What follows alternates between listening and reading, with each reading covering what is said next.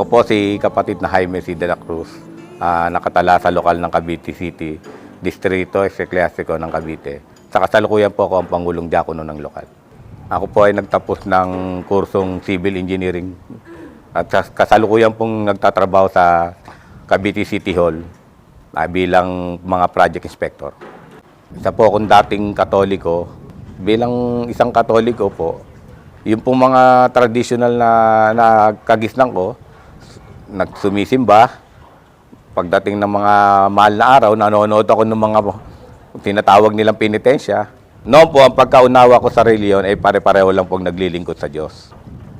Nung kabataan ko po, nagba-Bible study rin po ako.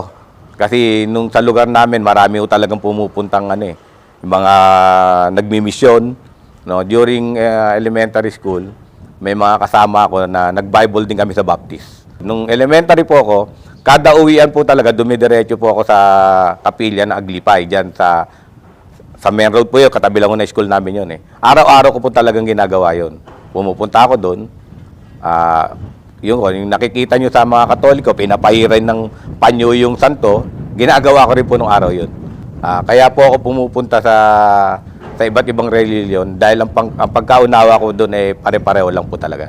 Nabago po yun nung ako po ay mamisyon na ng tiyuhin ko sa mga pamamahayag na iglesia. Sa simula po talagang tumatanggi ako sa mga paanyaya. Dahil una, ang dinadahilan ko sa kanya, nag-aaral po ako Saka, mabarkada rin Sa madalas po kasi nilang pagpunta, talagang kinukulit po kami.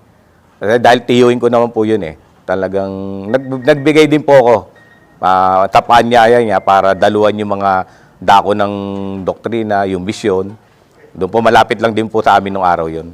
Opo, pati po sa pamamayag, dumadalo ko. Doon ko po napakinggan ko sa mga pamamayag at sa mga dako ng misyon, yung kaibahan po ng kalagayan ng kinikilalang Diyos. Doon ko po nalaman na ang Panginoong Hesukristo ay tao.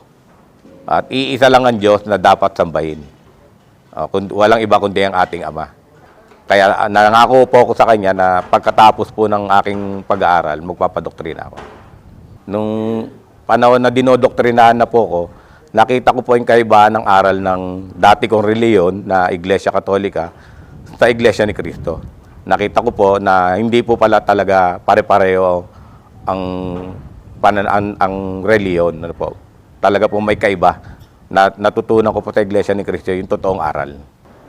Nabanggit ko po na totoong aral yun sa Iglesia ni Cristo dahil po ang ginagamit po nila talaga Biblia. Nakasulat po lahat sa Biblia yung mga tinuturo sa amin. Samantalang sa dati kong reliyon, paulit-ulit lang. Pumunta ka lang sa simbahan, magdasal ka, ganun lang sa kanila Yun lang po yun yung kaibahan po. Talagang malaking kaibahan. Napatunayan ko po sa aral po sa Iglesia ni Cristo dahil ito po talaga ang tunay na reliyon, ito po ang tinibos ng ating Panginoong Hesukristo na siyang maliligtas sa araw ng paghukom. At nandito rin po ang pagtanggap ng tunay na karapatan at paglilingkod sa ating Panginoong Diyos. Sa una po talagang mahirap na ito pa rin yung naging pangako ko sa kanya na magpapadoktrina ako dahil aktibo rin ako doon sa mga kasama ko sa reliyon Mahilig din kaming magpupunta sa ibang mga simbahan Pero nung talagang naaralan na po ako, doon ko na po nakita yung kaibahan, kaya nagpasya na rin po talaga ako. Nung malaman po ng nanay ko, una tumututol sila. Ayaw niya kasi malaking mauubos ko oras sa dahil noong time na yun nag-aaral at naghahanap ng trabaho. Pero kalaunan, natanggap na rin po nila na nag-iglesia na po ako. Ako po ay nabautismuhan noong April 30, 1988 sa lokal po ng Imus, Cavite. Nung panahon po na tinanggap ko po yung banal na bautismo, talaga pong naramdaman ko po yung malakas na biyaya na galing sa ating Ama Doon ko po naranasan na talagang totoo po ang sa iglesia Kasi mararamdaman niyo po yung pagsama ng Diyos sa inyo. Ang unang hiniling ko po sa ating Ama nung ako'y mabautismuhan, makapanatili po akong malingkod niya. Isa pa po sa pinagpapasalamat ko, hindi lang po ako natawag sa loob ng Iglesia ni Cristo, nabigyan pa po ako ng iba't ibang uri ng tungkulin. Ang unang-una ko po naging tungkulin sa lokal ng Cavite, naging P9 po ko.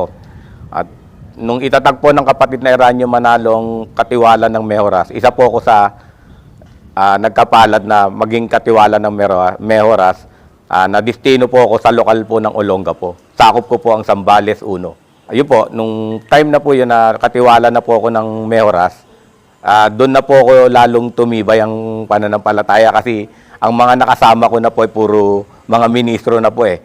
Sinasama po ako nila sa mga kokos ng distrito. Yung ibang termino po, doon ko na po talaga natutunan eh.